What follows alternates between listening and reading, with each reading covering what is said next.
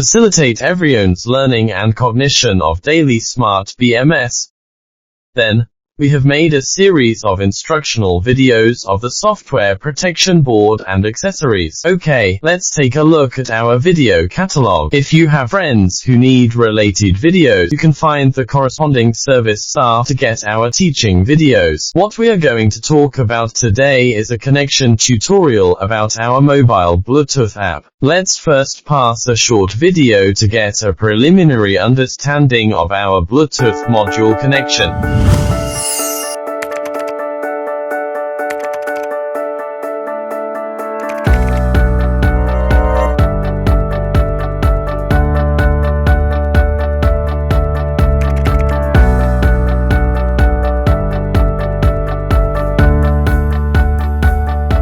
But let's take a look at the downloading methods of our foreign users. There is our official website of Daily, Google Market, and foreign mobile apps.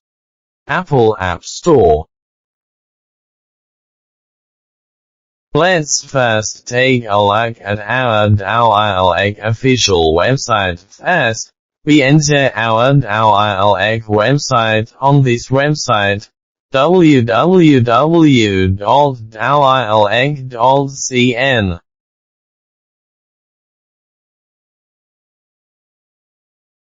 We enter our web page, and we find our information at the back of the web page. Where is the information? We found a tutorial on how to connect our mobile app to BMS. In this tutorial, there's a download link for our download method. Let's look at our Google Market again. We search for the name of our mobile app in Google Market. Smart BMS. SMART BMS. We click search. In the following application, we can see our Smart BMS. You can download and use it. Finally, let's take a look at our overseas Apple App Store. We search for our app's name in the App Store of this Apple mobile phone called Smart BMS. SMART BMS. We click search. We can directly download and use. Hello, everyone. Today, let's explain to you how the mobile app can connect to Daly's Smart Protection Board through the Bluetooth module. First of all, let's take a look first. What are the materials we need to prepare a software protection board that has been connected to the battery pack? One Bluetooth module and one mobile app software of Smart BMS downloaded.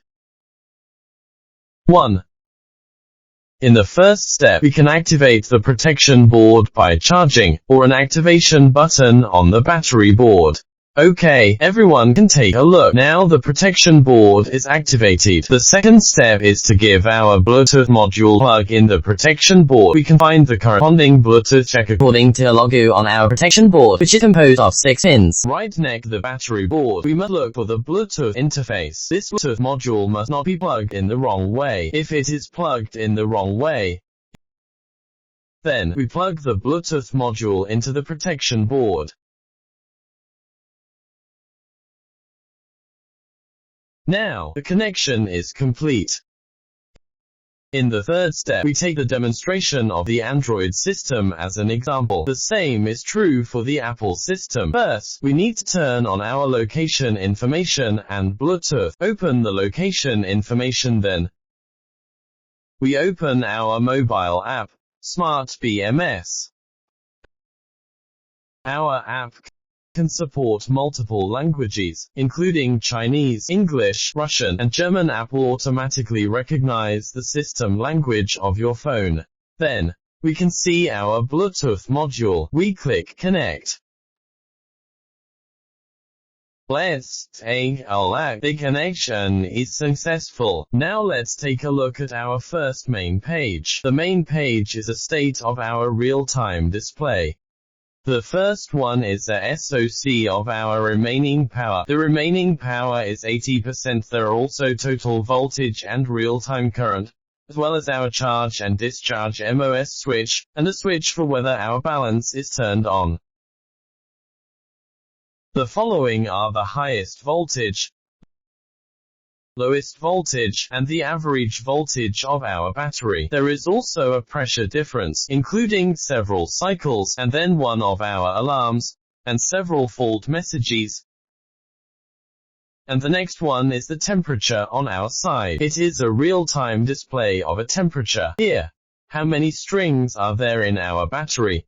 And what is the voltage of each string? This is accurate to the millimeter level. You can see it. From our perspective, our parameter settings are here. The first page is the most important and commonly used parameters of our protection board, including cell over voltage protection, cell under voltage protection, total voltage over voltage protection, total voltage under voltage protection, differential pressure protection, charge and discharge of current protection. The values here can be set, but if it is not for special reasons, it is also recommended that you do not change these values lightly because we all have factory default values. But if we need to set it, take the first one as an example. The single over voltage protection is the overcharge protection of this protection board. Under normal circumstances, we will set it to 4.25V. Let's modify it here. Well, we enter 4.25 here. We click the green setting behind, and a password will pop up at this time. The initial password of our protection board is 1234556. If this password is forgotten, we can contact our sales staff to help solve it and retrieve the password. You can also reset the password.